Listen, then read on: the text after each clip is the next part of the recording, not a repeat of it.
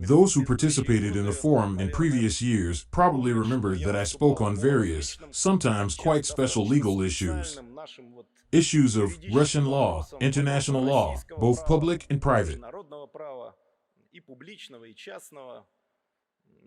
But today I will do something different. And you understand why.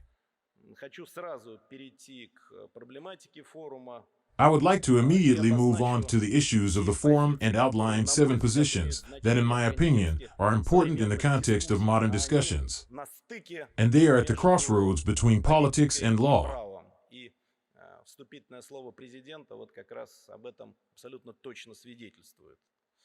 A few words about the relevance of the topic of our forum. Indeed, the world has changed radically. We all understand this very well. Whether someone likes it or not, there will be no return to the past. On the ruins of the old configuration of maintaining international security, a new one will emerge. And it already arises and is reflected in law, both internationally and nationally.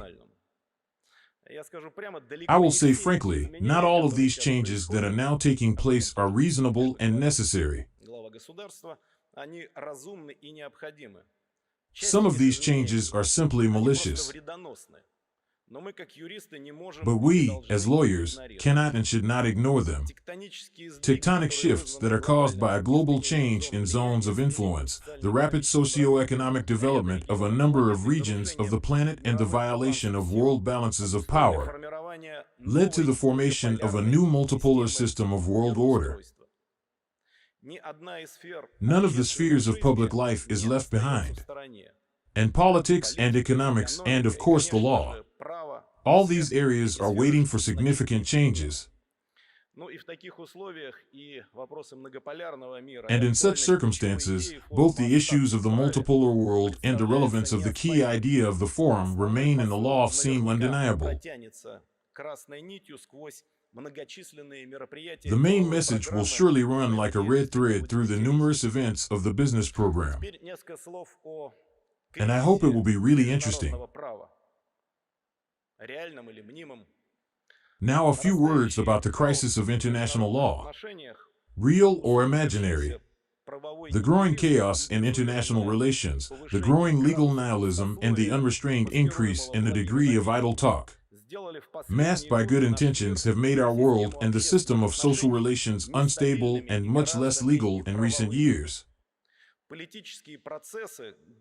Political processes have penetrated deeply into the plane of law, into the plane of jurisprudence, introducing double standards of interpretation of the basic norms of law, including the imperative norms of general international law, the so-called jus cogens. The frantic desire of individual states to subordinate rights to the selfish interests of Western. Well, let's face it, first of all, the Anglo-Saxon ideology. Aggressive promotion of the global scenario of a unipolar world, inevitably accompanied by a scornful violation of the meaning of traditional legal postulates and legal dogmas. Therefore, it has become quite relevant to talk about the crisis of international law. Is it so? Moreover, today there is a lot of talk not only about the crisis of international law, but also about the need to reform key supranational institutions to maintain the global world order, up to the replacement of the United Nations with some kind of surrogates. But I'll talk more about this. But in the speech of the President of our country, assessments were made of the so-called crisis of international law. Obviously, this is still a far-fetched construction, and talk about the extinction of international law as the foundation for the stability of international relations is clearly exaggerated. Although it is clear that certain adjustments in both public and private law will be required, but they were required before. And they cannot be, and this is probably the most important thing, subordinated to the interests of one side or even a group of leading countries. This can only be a universal solution of the international community. Otherwise, it will only exacerbate the tectonic fault in understanding the future.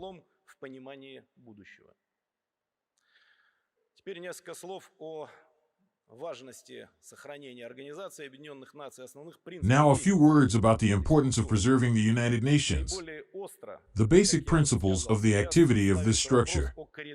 The most acute, as I said, is now the question of a fundamental reform of the United Nations. A reform which, according to the plan of many countries, and in any case the politicians of these countries, undermines the very essence of the organization, its authority, and work on a coordinated response to global threats. The ideas of a radical revision of the UN Charter and the established principles of the functioning of the Security Council are not new. It really is like that. But now these calls are heard most loudly. To a large extent, today they were held together by an anti-Russian orientation. The idea of depriving the status of a permanent member of the Security Council haunts many of our friends in quotation marks. There are also ideas for a general revision of the Institute for membership in the Security Council and a number of other proposals. I will express our attitude to these approaches. But first, the various United Nations surrogates will only make matters worse. All sorts of global summits for democracy, communities of democratic states, orders based on rules.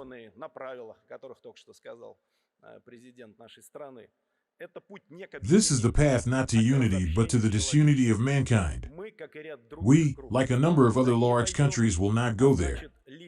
So the dividing line in this case will expand.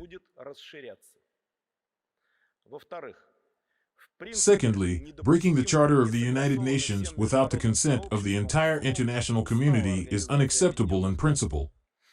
Yes, the UN system is not without flaws. It's impossible to argue with this.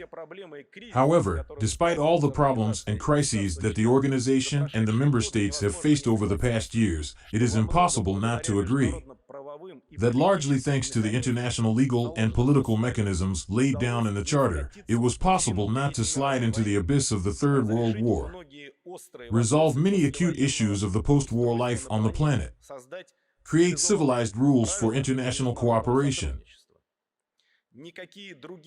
No other international organizations, especially military alliances, can shake the monopoly of the statutory bodies of the United Nations on the expression of the will of the world community. And this is an indisputable fact. Not because the UN is perfect, but because we don't have anything like it. The blurring of responsibility for global security, the attempts of various organizations of individual countries, even the most influential ones, to decide the fate of the world, will inevitably set us back for decades. Moreover, such a military alliance as NATO, for example, yesterday directly declared our country as the main threat to the security of its new strategy, and called for a solution to the Ukrainian crisis exclusively by military means. Let's think about it. Is it the future of international law? Or a prototype of the organization that expresses the will of the world community? The answer is obvious. Therefore, the preservation of the unique architecture of the UN, taking into account the interests and respect for each other's national characteristics, are more necessary today than ever. At the same time, only a sincere desire for cooperation and mutual assistance, solidarity of approaches, will contribute to the achievement of the goals provided for in the Charter of the United Nations. Now, a few words about the problems of other international organizations. Obviously, there is still a rational grain in the criticism of international organizations. For example, we are talking about a crisis of confidence in certain supranational institutions that go far beyond their own competence, and not of their own free will, but under direct pressure from individual states. You and I know perfectly well that international organizations by their nature are the so-called secondary subjects of international law. They are created to fulfill specific goals enshrined in their constituent documents. Today it becomes obvious that some supranational bodies are not coping with the functions assigned to them. Moreover, they are used in the political interests of individual countries to hang colorful labels on other peoples and push through cynical commercial and ideological interests of the groups of states usurped power in these structures.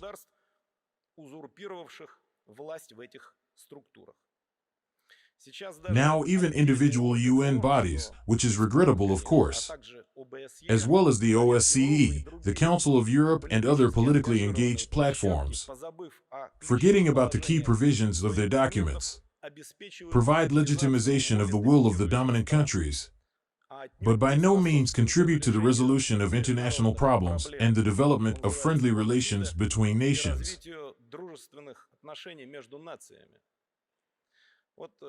Take, for example, the UN Human Rights Council, which has obviously lost its original functions laid down during the transformation of the powers of the Commission on Human Rights of the United Nations.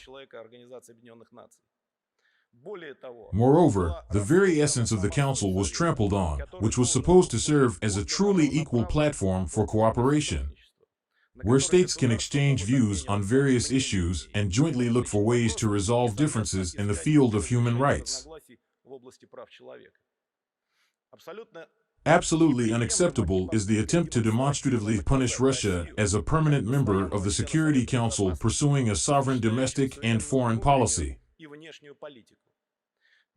Of course, such illegal and politically motivated steps undermine any confidence in his future activities. For us, this body no longer exists. The question is, what did those who called for the exclusion of Russia achieve? This site is closed to us. Communication in other places is still unrealistic. But what is called, get it? The same applies to the Council of Europe. On the whole, we left this very strange institution with relief, where we entered through thoughtlessness at the stage of the development of modern Russian statehood as early as childhood. The question is, what will they do without us? I don't know. The issues are that a new European platform has not appeared either. And as you know, we remain the largest European country and will not go anywhere. We're now to discuss the new configuration of the security system in Europe. There are other examples of such an irrational attitude towards international organizations. It is also senseless to attempt to create tribunals or courts to investigate the circumstances of certain events on the platforms of individual supranational bodies. And I will emphasize this on purpose, in the absence of jurisdiction and powers delegated by states. The obvious departure of international organizations beyond the scope of their responsibility is accompanied by cynical accusations against us. Well, I'm not talking about the practical benefits of such steps. Let me remind you once again that Russia is the country that stood at the origins of building the current world order and forming the legal foundation for the establishment of just such international organizations. It's just nonsense. Let's just say, are they really? These states and individual politicians really believe in the possibility of criminal tribunals against the country with the largest nuclear potential? I somehow cannot recall a single successful attempt to arrange such a trial for the numerous military campaigns conducted by the United States of America in the 20th and 21st centuries. For their illegal actions, to put it mildly, building an Anglo-Saxon democracy on the bones of the civilian population of Korea, Vietnam, Yugoslavia, Iraq, or Afghanistan. Now a few words about the current state of affairs and our actions. The examples I have named reveal clearly the inconsistency of any anti-Russian rhetoric regarding our actions as part of a special military operation to protect Donbass. In strict accordance with the basic values of the UN Charter. According to Article 51 of the Charter of the organization, Russia has realized the inalienable right to self-defense. A corresponding notification was sent to the Secretary General and to the UN Security Council. The necessary domestic decisions were also taken. The purpose of the special operation is to protect people who have been subjected to inhuman treatment and abuse by the Kiev regime for years, violating all possible standards and norms. Obviously, no country in the world can feel safe next to a direct and constant threat from a neighboring and previously very close state. States with which quite recently Russia represented a single entity. A state that is being dragged into a hostile country by a military bloc. A state that does not recognize the prevailing territorial realities. A state that claims to reclaim the possession of nuclear weapons. A state whose policy is supported by a military potential growing by leaps and bounds. Thanks to the generous handouts of individual states, of individual Western countries.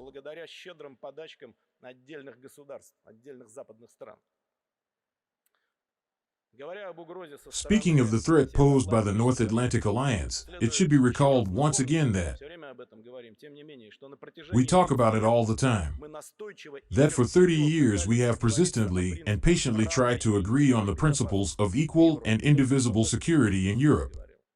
The only answers were tricks, deceit, pressure, and blackmail.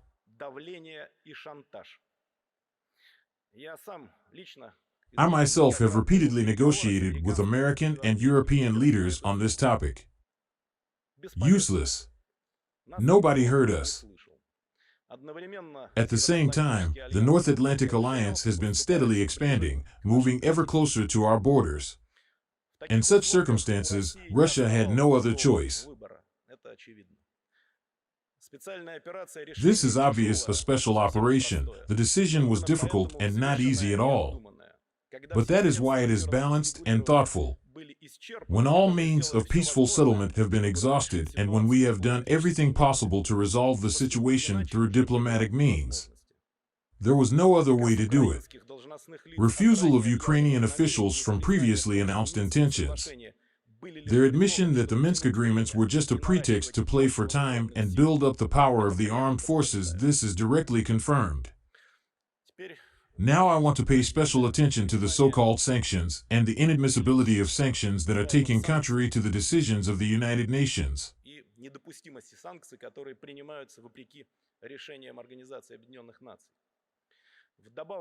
In addition to the problems of supranational institutions, the illegitimate extraterritorial application of national legislation continues to complicate the established geopolitical landscape.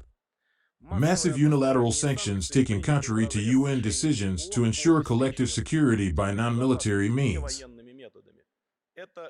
This is a vivid example of the degradation of international legal regulation and the inability to fit one's political ambitions into one bed with the existing legal model. By their legal nature, they simply cannot be called sanctions, and everyone understands this.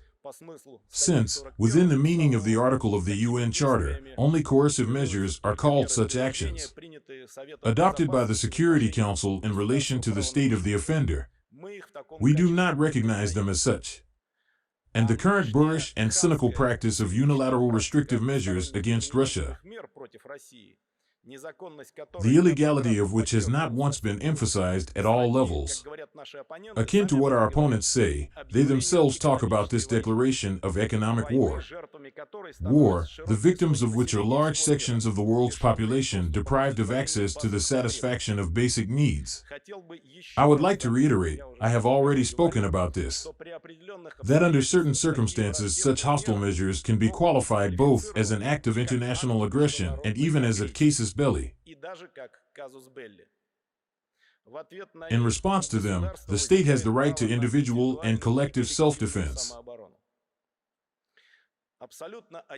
It is also absolutely odious that the imposition of sanctions has created different legal regimes based on nationality. At the same time, the lack of verified evidence, far-fetched arguments about their influence on the adoption of government decisions, does not stop hostile, let's say frankly hostile countries to us from the seizure of assets of the restriction of the transaction of blocking the accounts of innocent Russian citizens and organizations. Everyone understands, for example, that a ban on the use of international payment systems by Russian citizens is, in legal language, intentional harm to an ordinary Russian citizen. And the purpose of these sanctions is simple: to make as much pain as possible for a large number of citizens of our country. I emphasize, it is ordinary citizens and not the leadership of the state or the business elite. Apparently, the basic legal postulate of the Universal Declaration of Human Rights on Equality. According to some countries, it now applies with a caveat, except for citizens under sanctioned states. It is quite possible to assume that soon the property of objectionable countries of companies and an unlimited number of other persons will be seized extrajudicially based on political considerations or selfish motives. The disdainful attitude of Western countries to state immunities, violation of the basic principles of private law, inviolability of property rights, principle pacta sunt servanda, disproportionate restriction of human rights and freedoms.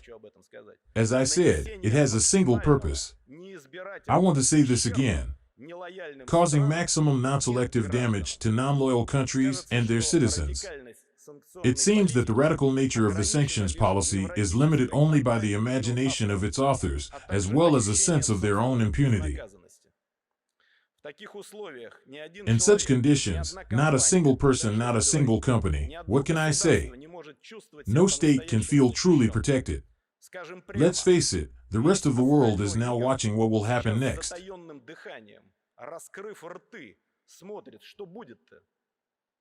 Where will the sanctions policy of the countries of the Western world lead? And who is next in this ugly parade of restrictions? China? India? Asia-Pacific countries? Africa or Latin America? Today, no one is sure of anything. The illegality of unilateral restrictive measures follows not only from their legal nature, but also from the pretexts on which they are introduced. Earlier, in order to justify these so-called sanctions, a more or less plausible pretext was sought, such like protecting human rights or ensuring democracy, even such in a Western way. At worst, as in the situation with Nord Stream, such energy security. Now everything is called directly by its proper name. No one is being smart or arrogant anymore. The main task of punishing the Russian people by reducing economic activity in the country, hyperinflation and the unwinding of prices for essential goods. The legal models that are applied by Western countries have changed. Well, apparently they decided to recall Roman law, so beloved by many of those present in the hall, and by me too.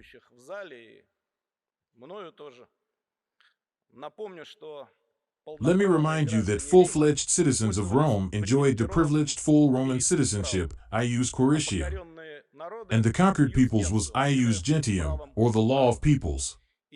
Indeed, discrimination and the collective responsibility of citizens and organizations based on nationality are now enshrined at the legislative level in Western countries. Special legal regimes have been created for the treatment of subjects included in the sanctions lists, and the application of such illegal restrictions to persons who simply have nothing to do with big politics is covered with a beautiful picture of the protection of global security. Well, the last thing I wanted to say. There are certainly other, no less pernicious consequences of the policy of the West, which contradict the very idea of law in a high sense. Ignoring the most important universal values, freedom, justice, equality of people. It's a so-called cancellation culture that goes against the core values of human rights, and total domestic discrimination based on nationality, and exacerbation of the global problems facing humanity.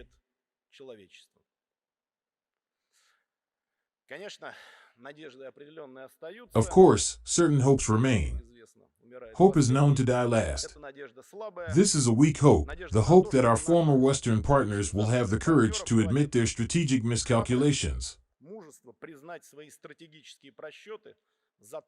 affecting more than 1,500,000,000 people according to the same United Nations, and provoking a surge in global inflation, food shortages, and an increase in poverty. Reject the vicious practice of illegal extraterritorial application of legislation and discriminatory treatment of everything that has Russian roots. just confess of their own stupidity. If this is not the case, we will live without them, as it has been in the 20th century for decades. Moreover, the world today is not at all reduced to the borders of Western countries. On the contrary, most of it lives by its own independent rules. In this context, I would like to recall the arguments that were contained in the immortal works of Immanuel Kant.